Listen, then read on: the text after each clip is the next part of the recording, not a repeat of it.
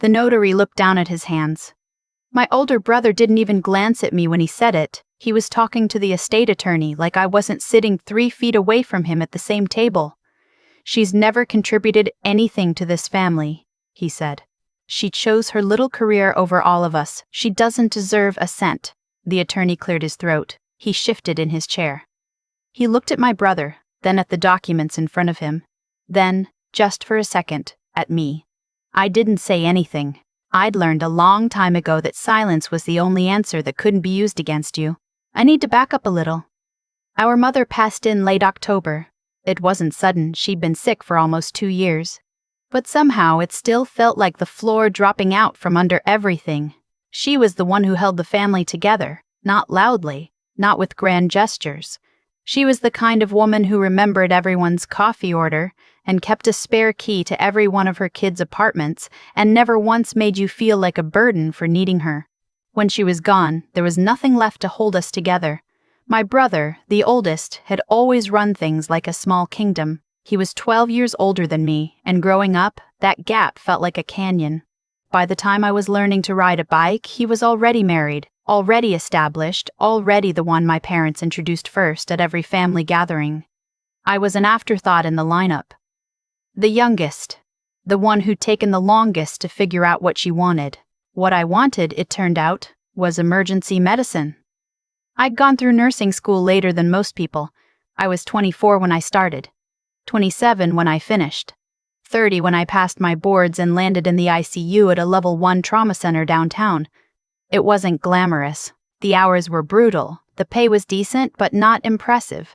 I drove a used car and lived in a 1-bedroom apartment and ate a lot of meals standing up in a break room that smelled like old coffee and hand sanitizer. My brother had a financial consulting firm. His wife had a law degree she no longer practiced.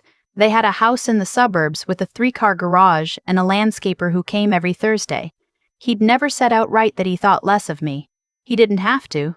It was in the way he'd pause before answering when relatives asked what I did for a living, in the way he'd redirect conversations, in the way he once told my mother, not knowing I was in the next room, that he just wished I'd done something with my potential. I was saving lives. But sure, my mother never felt that way. She came to my pinning ceremony when I got my nursing credentials. She kept a photo of me in my scrubs on her nightstand. She told me once when we were sitting on her back porch watching the sun go down that she was more proud of me than I would ever understand. I held on to that, especially after she was gone. The attorney's name was Mr. Whitfield. He was a quiet man in his late 60s, thin, with wire-rimmed glasses and the kind of careful stillness that comes from decades of sitting in rooms where people are grieving and furious at the same time. He'd called us in 3 weeks after the funeral, my brother and his wife, my sister-in-law, who'd driven up from 2 states away, and me. I arrived a few minutes early. The receptionist offered me water. I sat in one of the chairs by the window and watched the street outside and tried to remember how to breathe normally.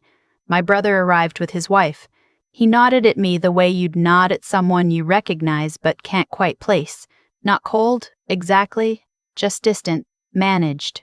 We sat down around the conference table. Mr. Whitfield laid out the documents.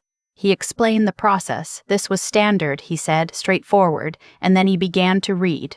My mother had been careful. She'd updated her will 2 years before she died, during her first round of treatment, when she was still sharp and determined and absolutely herself. She'd split her estate 3 ways: her house, her savings, and a small piece of land she'd inherited from her own mother years ago. My brother had apparently expected more. I could see it in the way his jaw tightened when Mr. Whitfield read the percentages, the way his wife put her hand on his arm, the way he exhaled slowly through his nose like he was trying to keep something contained. And then he looked at me. "This isn't right," he said. "Not to me, to the attorney. She shouldn't be included in this, not equally." Mr. Whitfield looked up from the documents.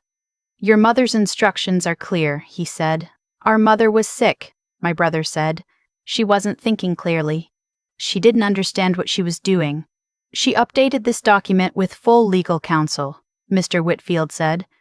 His voice was the same temperature it had been since we sat down. There is no basis for my sister abandoned this family. My brother's voice got harder. He was looking at the table now, not at any of us. She never came home for holidays unless it was convenient.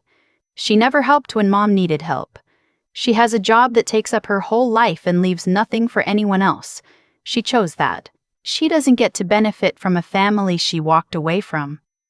The room was very quiet. I was looking at my hands, flat on the table in front of me. I noticed that my cuticles were rough. I'd been working doubles all week and hadn't slept more than 5 hours in a row in longer than I could remember. I didn't say anything. My sister-in-law was looking at me, not with cruelty, more with a kind of uncomfortable uncertainty, like she wasn't sure who was right and didn't want to find out. She's always been like this, my brother continued, off in her own world, doing her own thing. Our mother deserved more than that from a daughter. She deserved someone who showed up. I thought about the last 8 months of my mother's life. I thought about the Tuesday nights I'd driven 40 minutes each way after a 12-hour shift to sit with her while she slept.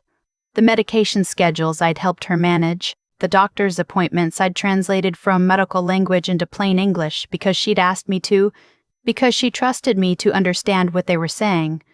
The morning she'd called me at 4 a.m., because she was scared and I'd answered on the first ring and stayed on the phone with her for 2 hours.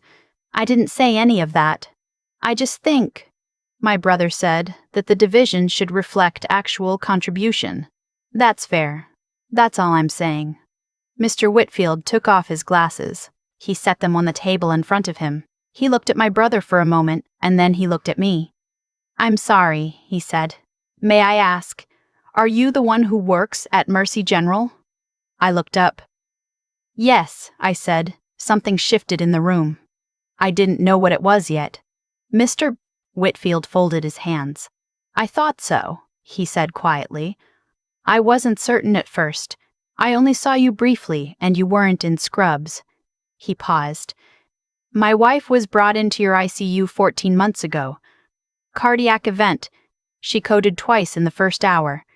My brother had gone very still. I was told she survived because of the nurse who stayed with her through the second episode and refused to leave her side until she was stable. He picked up his glasses and put them back on. He was looking at the documents again, but I could tell he wasn't reading them. I never got to thank that person properly. The hospital wouldn't give me a name. Patient privacy. He glanced up at me. Your name tag was covered by your badge clip, but I remembered your face. The room was completely silent. I don't know anything about the family dynamics here, Mr. Whitfield said. That's not my place, but I do know that the woman who wrote this who wrote it clearly and deliberately and had it witnessed and notarized and left no room for ambiguity, knew her children. She knew them well. He smoothed the documents with one hand, and she chose to provide for each of them equally. My brother didn't say anything. His wife was looking at the window. I was looking at Mr. Whitfield, and something in my chest was doing something I couldn't quite name. Not triumph. Not relief. Exactly. Something quieter than both of those things. I think, Mr. Whitfield said, we should proceed. We didn't talk in the parking lot. My brother walked to his car without looking at me. His wife paused for a moment near the door of the building. She looked like she wanted to say something. She didn't. She followed him. I sat in my car for a long time before I started it. I wasn't crying. I wasn't sure what I was doing, actually. I was just sitting there with my hands in my lap, watching the traffic on the street, thinking about my mother. She had known. She had known what she was doing when she wrote that will. She had known exactly what her children were capable of, and she had chosen to believe, even at the end, that we were each worth something, that none of us were disposable. That love didn't get divided by who showed up to the right things at the right times with the right appearance of effort. She knew that I was there, even when no one else did. I thought about all the nights I'd driven home in the dark after seeing her, the way she'd squeeze my hand when I was leaving, the way she'd say, "Be careful on the road," like I was still 17, the way she'd looked at me in her last week when she didn't have the energy to say much of anything, and I'd just sat there next to her bed and held her hand, and we hadn't needed to say anything at all. I started the car. I had a shift in 4 hours. I needed to go home and sleep. My brother called me 3 days later. I almost didn't answer. I stood there looking at his name on my phone screen for long enough that it almost went to voicemail. I picked up. He was quiet for a moment after I said hello. I could hear him breathing. I shouldn't have said those things, he said. He didn't sound like himself. He sounded like someone much older and much less certain. I've been thinking about what Whitfield said. A pause. And I've been thinking about some other things too. Things I didn't know about. Mom mentioned. She mentioned you came every Tuesday. I didn't realize how often. I didn't realize. He stopped. I waited. I wasn't there enough, he said. I told myself I was busy. The firm, the kids, there was always something. And it was easier to think that you weren't there either, that none of us were. Another pause, longer this time. I didn't want to be the only one who'd failed her. I sat down on my couch. I looked at the far wall where I had a photo of my mother from about 10 years ago. She's laughing at something off camera. She looks completely, unguardedly happy. You didn't fail her, I said. I failed you, he said. I didn't answer right away. Yeah, I said finally. You did. Honesty felt important. Not cruelty. Just honesty. He'd said something real and he deserved a real answer, not a gracious dismissal that let us both pretend it hadn't happened. I know, he said. We were quiet together for a while. I'd like to try again, he said, if that's something you'd want. I looked at my mother's photo. I thought about all the years we'd spent in the same family, circling each other, never quite landing. I thought about the conference table and the parking lot and everything unsaid in between. I thought about my mother, who had loved us both, messy, imperfect, undeserving as we each were in our own separate ways, and who had said so in the clearest language she knew. I don't know what that looks like yet, I said, but I'm willing to figure it out. He exhaled. Long and slow. That's enough, he said. That's more than enough. We met for coffee about a month after that, a neutral place halfway between his suburb and my apartment, a small diner with red vinyl booths and a server who called everyone hon and refilled your coffee without asking. It was awkward at first. We talked about small things, my work schedule, his kids' school activities, the weather, surface things, safe things. At some point, he asked me what my shifts were actually like. I told him, not the glossy version, the real one. The noise and the pace and the weight of it, the families waiting in hallways. The decisions made in seconds that you live with for years. The way you develop a kind of armor that's necessary for the job but that you have to figure out how to take off when you get home. He listened. Really listened. Not waiting for his turn to talk. I didn't understand, he said when I'd finished. What you do. I thought I did, but I didn't. You couldn't, I said. You'd have to be in it. Still. He wrapped both hands around his coffee mug. I'm sorry I made it smaller than it was. I'm sorry I made you smaller than you were. There it was, the thing that mattered. Not the will, not the money, not the estate attorney or the parking lot or any of it. Just this. Two people who'd grown up in the same house, who'd loved the same woman, who'd drifted so far from each other they'd almost become strangers. Sitting in a diner trying, imperfectly, clumsily, to find their way back. I didn't say it was okay. It wasn't okay, not entirely, and pretending otherwise would have been its own kind of dishonesty. But I reached across the table and I put my hand over his, and I said, I'm here.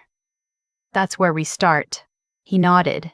His eyes were wet. He looked out the window until they weren't. The server came by and refilled our coffee without asking. We stayed for another hour. I still drive past my mother's old house sometimes. Someone else lives there now. A young couple, I think. I've seen a stroller on the porch. They put a bird feeder in the front yard, right near where the old oak used to be before the storm took it down. The new people don't know what the house has held. They don't know about the woman who stood in that kitchen for 40 years, who remembered everyone's coffee order, who kept a photo of her youngest daughter in nursing scrubs on her nightstand until the very end. But I know. And some days driving past, I rolled down the window just for a second, like she might still be standing on the porch, like she might still wave. I didn't leave, Mom. I'm still here. I always was. I used to think that being unseen was something you eventually got used to. You don't. You just get better at carrying it. For a long time, I told myself that my brother's opinion of me didn't matter, that I knew my own worth, that the work spoke for itself, and in the quiet moments, in the break room at 2 in the morning, or driving home after a shift that had taken more than I knew how to give, I almost believed it. But there is something particular about being dismissed by your own family. It doesn't land like a stranger's criticism. It lands differently, deeper, in the place where you first learned what you were worth, which is also the place that's hardest to defend. What I've come to understand, slowly and not without some difficulty, is this. The way people treat you is almost never really about you. My brother needed me to be less so that his absence could feel like more. That's not a cruel observation. It's just true. When we haven't lived up to what we hoped for ourselves, we look for evidence that others haven't either. It makes the gap between where we are and where we wanted to be feel smaller, more survivable. He wasn't a bad person. He was someone who'd made choices and then built a story around them to make those choices feel inevitable. I was a convenient character in that story, the one who drifted, the one who hadn't shown up, except I had shown up. Every Tuesday, at 4 in the morning when the phone rang, in every room my mother needed me in, for 2 years, wearing the particular kind of exhaustion that comes from loving someone who is leaving.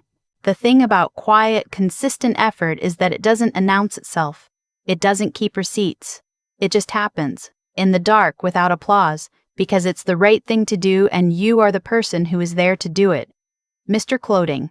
Whitfield didn't know any of that when he walked into his own conference room that morning. He only knew what he'd seen 14 months earlier, a nurse who wouldn't leave his wife's side. He wasn't making a statement. He wasn't settling a score. He was just a man who recognized a face and said so. That's all it took. One person who'd been in the room. I think about that a lot. How the things we do in the hardest moments, the ones where nobody is watching and there's no reward and we're running on empty and we do it anyway, those are the moments that define us. Not the ones where it's easy. Not the ones where someone is keeping score. My brother is trying now, imperfectly, clumsily, in the way that people try when they've run out of excuses and finally have to reckon with who they've been. I'm not pretending it doesn't still hurt sometimes. It does. Healing isn't linear, and forgiveness isn't a switch you flip. But I'm willing to sit across a table from him in a red vinyl booth diner and drink bad coffee and start from wherever we actually are. That willingness. That's not weakness. That took more out of me than almost anything else in this story. What I know now, that I didn't fully know before, your character is built in the moments no one witnesses. Your integrity is proven. Not by what you say about yourself, but by what you do when it's inconvenient and invisible and costs you something real, and your value was never theirs to assign in the first place. My mother knew that. She said it the clearest way she could. She wrote it down. She had it witnessed. She left no room for doubt. I think she'd been trying to tell me that my whole life. I just needed to get quiet enough to hear it.